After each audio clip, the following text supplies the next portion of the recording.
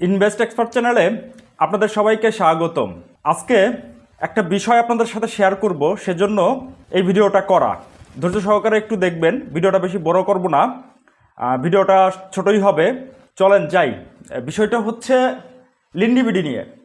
দেখেন, লিন্ডেবডের অ্যানালাইসিস আমি বহুত আগে থেকে, প্রায় 2 মাস আগে থেকেই লিন্ডেবডের অ্যানালাইসিস আপনাদেরকে দিয়ে আসতেছিলাম, এবং কোথায় কিনবেন, কোথায় বিক্রি করবেন, কোন জায়গাটাতে বিক্রি করবেন, বিভিন্ন টাইপের ভিডিও পোস্ট এর মাধ্যমে আমি আপনাদেরকে বিষয়টা অবগত করার চেষ্টা করেছি। আমি নিজেও ট্রেড করেছি, এর মধ্যে আমার সাথে যারা ট্রেড করে তাদেরকেও ট্রেড করাইছি। ইভেন যারা আমার সাথে নাই, যারা পার্সোনালি আমাকে নক করেছে বা পার্সোনালি হোয়াটসঅ্যাপে আমাকে মেসেজ করেছেন, তাদেরকে আমি একটা সুন্দর গাইডেন্স দেওয়ার চেষ্টা করেছি। দেখেন, লিন্ডেবড সেই দিন কি হয়েছে, গত 30 তারিখে তার ইপিএস ঘোষণা করেছে। ইপিএস কি আসছে, এই যে দেখেন, ইপিএস আসছে হচ্ছে 400 টাকা 1 পয়সা। Unbelievable EPS. হ্যাঁ, আমি নিজেও বুঝি নাই এত ভালো ইপিএস দিবে। হ্যাঁ, ভালো দিবে এইটা বোঝা যাচ্ছিল ভাই, এইটা চার্টের মধ্যেই বোঝা যায়। এই 400 টাকার উপরে ইপিএস, তাহলে বুঝেন যে লিন্ডেবড আজকে হল্টে ছিল। কেউ আজকে শেয়ার বিক্রিও করে নাই তেমন একটা, বা শেয়ার পায়ও নাই। তো দেখেন, লিন্ডেবড যদি এইখান থেকে রান করা শুরু করে এই ইপিএস অনুযায়ী, সে কতদূর পর্যন্ত যেতে পারে। আমি বারবার আপনাদেরকে বলেছি যে লিন্ডেবড আসলে আপনারা কোথায় কিনবেন, কোথায় বিক্রি করবেন, সে বিষয়গুলো সুন্দর মতো আমার চ্যানেলে বা আমার পোস্টে, আমার ফেসবুক পেজে সুন্দর মতো দেওয়া ছিল। আপনারা কিভাবে এটা নিয়েছেন বা কিভাবে ট্রেড করেছেন আই ডোন্ট নো, আমার বলার কথা ছিল, আমি বলেছি। এখন বলবেন ভাই কোথায় বলেছেন, চলেন যাই একটু দেখে আসি সেই কোথায় আমি বলেছি। দেখেন, এই যে আমার ফেসবুক পেজ এবং আমার ইউটিউবের চ্যানেলের পোস্টেও দেওয়া আছে, এই সেম পোস্টটাই, ওইটি কপি করে এইখানে দিয়েছি। তো দেখেন, এই যে ইনভেস্ট এক্সপার্ট নামের এই ফেসবুক পেজে এবং আমার ওই চ্যানেলে, আমার ইউটিউব চ্যানেলেও দেওয়া আছে, যেটাতে আপনারা এখন দেখছেন সেটাতেও দেওয়া আছে, একটু চেক করে নেবেন। দেখেন, এই যে 29/10/2024 29 তারিখে রাত্রেবেলা যখন আমি চার্ট অ্যানালাইসিস করি বা চার্ট নিয়ে আমি বসি, তখন এই লিন্ডেবড আমার চোখে পড়ার পরে আমি অ্যানালাইসিস করে কিছু শেয়ারের অ্যানালাইসিস এর সাথেও দিয়েছিলাম বা করেছি। তো সেগুলা থেকে আমি কি বলেছিলাম, এখানে দেখেন, যারা নিচের শেয়ারগুলো হাই ভ্যালুতে কিনে ধরা খেয়ে বসে আছেন, শুধুমাত্র তাদের জন্য, মানে যারা হচ্ছে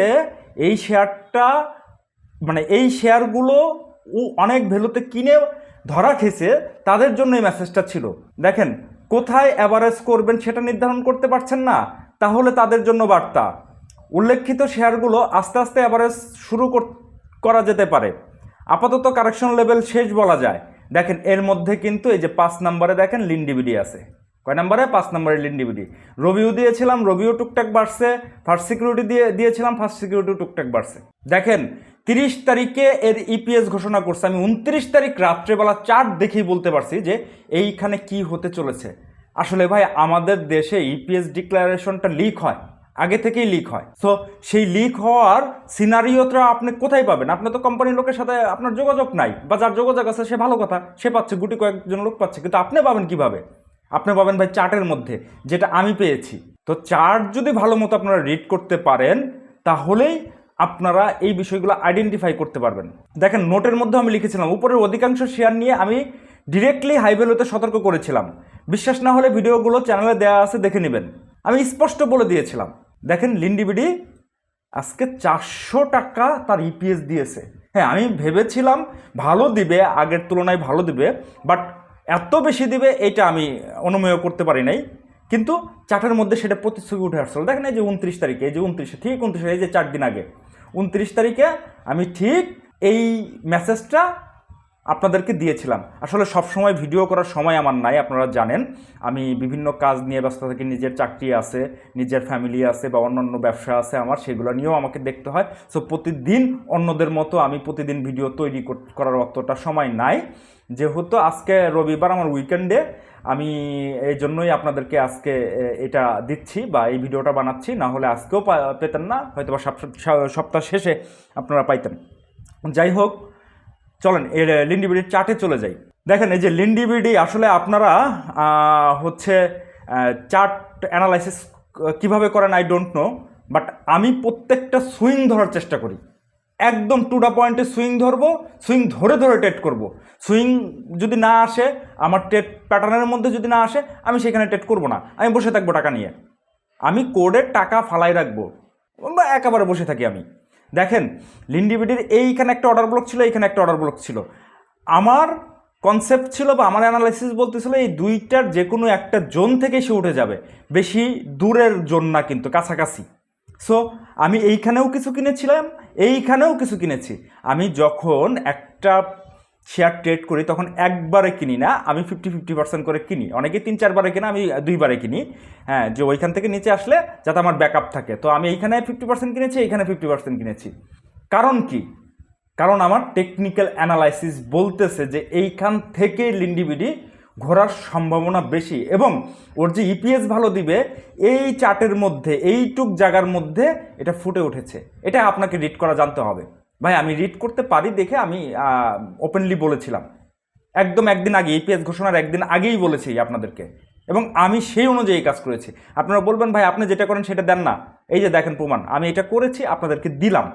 আসলে তখন অ্যাভারেজ করে অনেকেই আমাকে জিজ্ঞেস করছে লিন্ডেবড কোথায় কোথায় অ্যাভারেজ করবো, কোথায় অ্যাভারেজ করবো। সো তারা ওই জায়গাটাতে অ্যাভারেজ করার একটা অপরচুনিটি ছিল, 30 তারিখেই অ্যাভারেজ করার অপরচুনিটি ছিল, কিন্তু তারা করেন নাই। যাই হোক, আমি নতুন এন্ট্রি দিছি, ওনাদের অ্যাভারেজ করার কথা বলেছি যারা এইখানে আটকে গেছেন, আর হচ্ছে আমি এই জায়গাটাতে নতুন এন্ট্রি দিয়েছি। তো যাই হোক, এখন চলেন এই লিন্ডেবড নিয়ে আমি প্রিভিয়াস ভিডিওগুলোতে কি বলেছি সেগুলো আপনাদেরকে একটু জানাই যে আসলে আমি কি বলেছিলাম। চলেন একটু যে দেখে আসি ভিডিওগুলো। 1119 টাকায় যখন ছিল তখন আমি এটা অ্যানালাইসিস দিয়েছিলাম।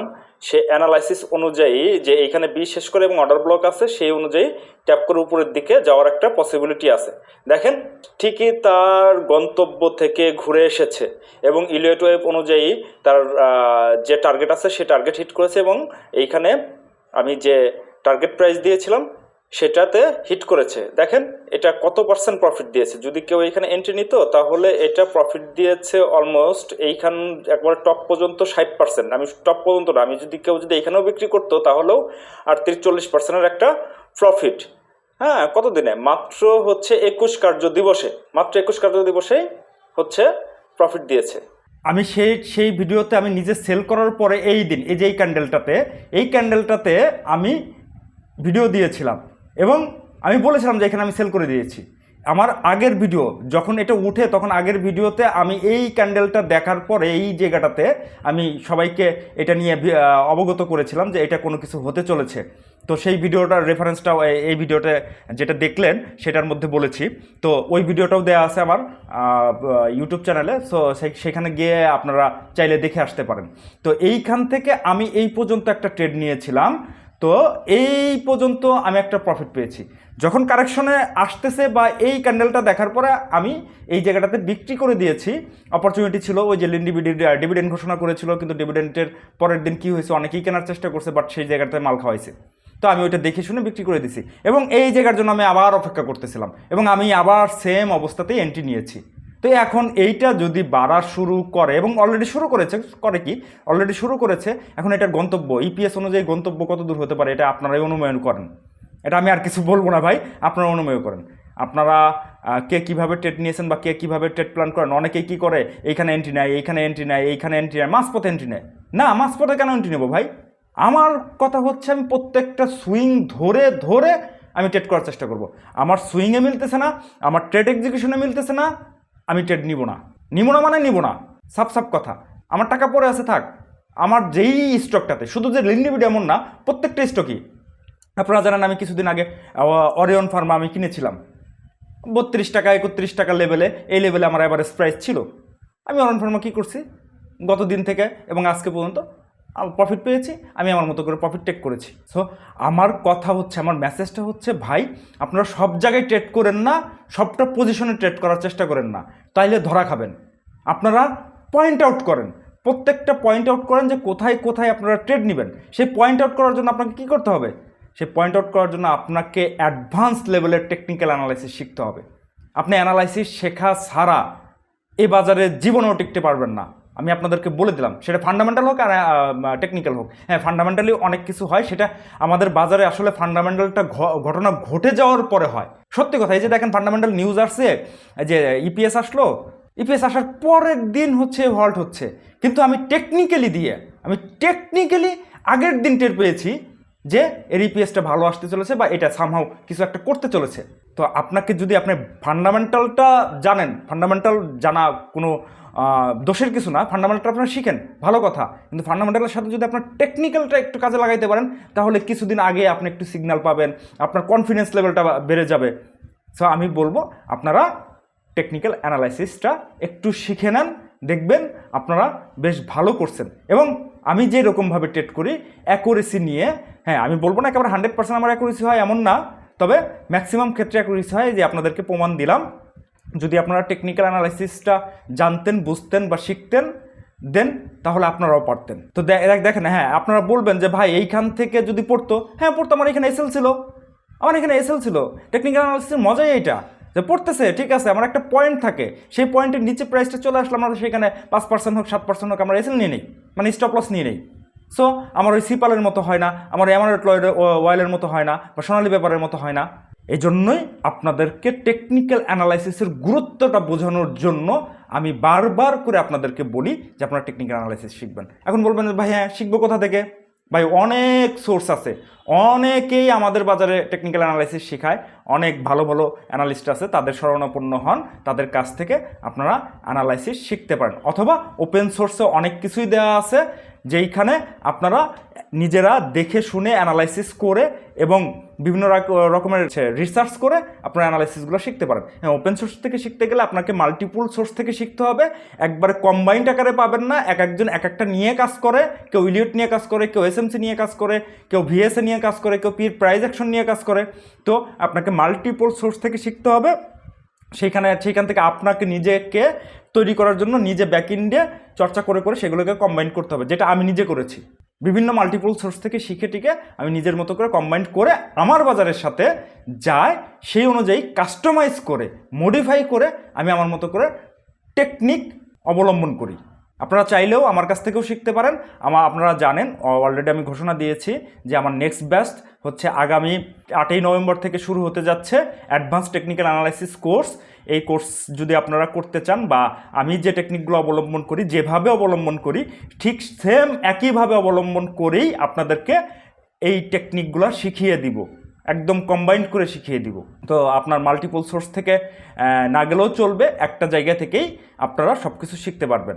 যদি আপনাদের মনে হয় যে টেকনিক্যাল অ্যানালাইসিসের গুরুত্ব অনেক বেশি এবং এটা আপনার শেখার প্রয়োজনীয়তা আছে, তখন আপনি আমার এই যে এখানে হোয়াটসঅ্যাপ নাম্বার দেওয়া আছে, চাইলে আপনারা নক করতে পারেন, না চাইলেও আমার কোনো অসুবিধা নাই। এটা আপনাদের বিষয়, আপনারা যেভাবেই করেন, যেভাবেই পারেন আপনারা শিখেন। অনেক জায়গা আছে, অনেক অ্যানালিস্ট আছে, তাদের কাছ থেকেও শিখতে পারেন, কোনো অসুবিধা নাই। তবে আমি বলবো ভাই আপনারা শিখেন, শেখার কোনো বিকল্প নাই, টেকনিক্যাল অ্যানালাইসিসের কোনো বিকল্প নাই।